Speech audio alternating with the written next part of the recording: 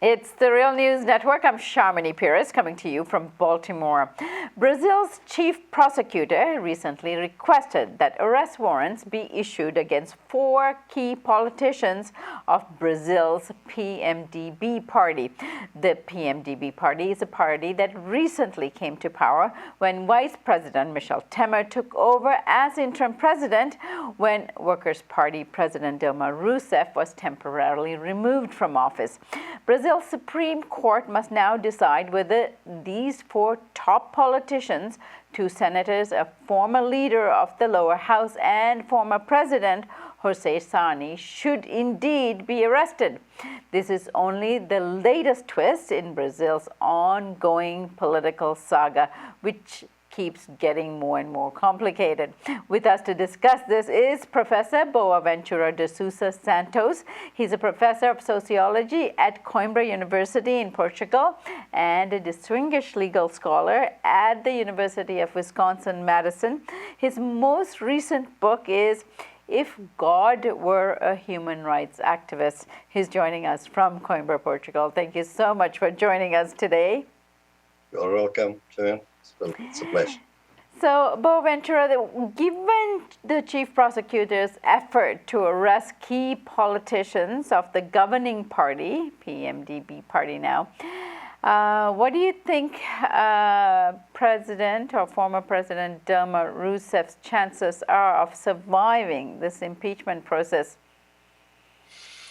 Well, I mean, it's really a kind of a carnivalization of politics that we are, carnival of corruption that we are witnessing in Brazil, which would be quite funny if it were not cruel and so disgraceful for the Brazilian democracy, and particularly for the popular classes under the current conditions of the new conservative government.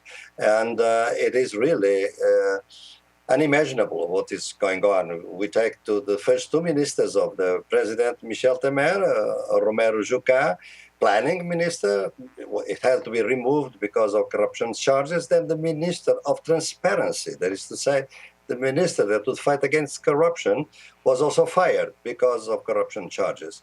Now we have these 3 warrants, arrests for preventive detention against the president of the Senate, René Calheiros, against the former president, José Sarney, who was president from 1986 to 1990, and Romero Jucá, who was the Minister of Planning under Temer, and also Eduardo Cunha, on a separate charge, on a separate investigation, Eduardo Cunha that was removed from the leader of the House of Representatives.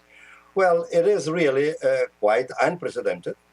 In the case of a president of Brazil or a former president, it had never occurred in Brazil that some kind of preventive detention is asked for from him. And in this case, in fact, Sarney is older than 85. I think he cannot be subjected to preventive detention. It will be house arrest, if at all. But what is remarkable in this is that this information was leaked to the press. I mean, we don't know the details of the request by the Attorney General, the Chief Prosecutor, because what we have is leaks to the press by Globo mainly, but other newspapers now, and we don't know the details. We know that the request was addressed to the Minister of the Supreme Court that is in charge of the car wash operation. So the idea is that the 3 first people, René Calheiros, José Sarney, Romero Jucá, had been through wiretapping. They have found they were trying to fix a new version of the corruption case, which is Operation Car Wash Operation. They were trying to fix a different version so that they would escape all the charges of corruption that are underway under investigation. And therefore, the preventive detention is justified because they are interfering with the investigation that is going on. So I think that's the reason. In the case of Eduardo Cunha, who was removed from the House, as you remember, is a separate charge. Is also a corruption case, and is also charged of interfering with the investigation. But in his case, is the offshore corruption and non-declared incomes that that are in the Swiss banks and all these offshore thing that was also known previously. So they are separate charges, but in any case, they are very serious charges. And now we have a very complicated situation because the request was addressed to the minister of the Supreme Court that is in charge of the car wash operation, as it should be the case, because he's the one in charge of that.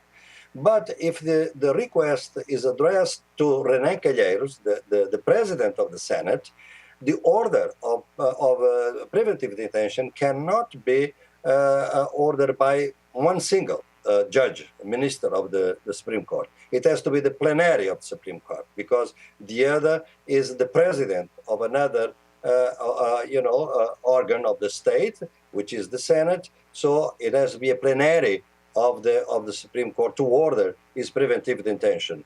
In the past, you know that all these cases started with a senator, Delcidio Manal, that was, in fact, put in prison, preventive detention, and the Senate ratified the detention. So in this case, if René Calheiros, the order comes from the Supreme Court for preventive detention, the Senate has to ratify the order. And if it ratifies the order, René Calheiros, of course, is removed, is suspended, and will be put in preventive detention. Their seats will be taken by the ones that will replace them in the system, the supplants, as they are called in Portuguese. So the surrogate people that are in second place to replace them if something happens to them.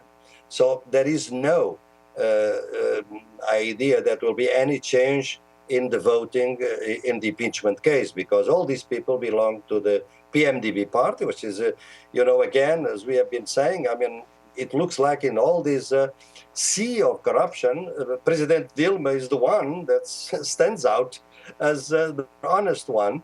And now it is clear that the idea that everything was focused on PT was, in fact, to have President Dilma removed. And reinforced by the tapes that was released that there was really a plot going on against Dilma Rousseff, and Absolutely. They wanted her out of the way in order that these proceedings against them and corruption charges and allegations and arrests would not actually occur. Professor Bonaventura de Sousa Santos, thank you so much for joining us today, and we hope to have you back because I think this issue isn't going away anytime soon. Thank you. And thank you for joining us on the Real News Network.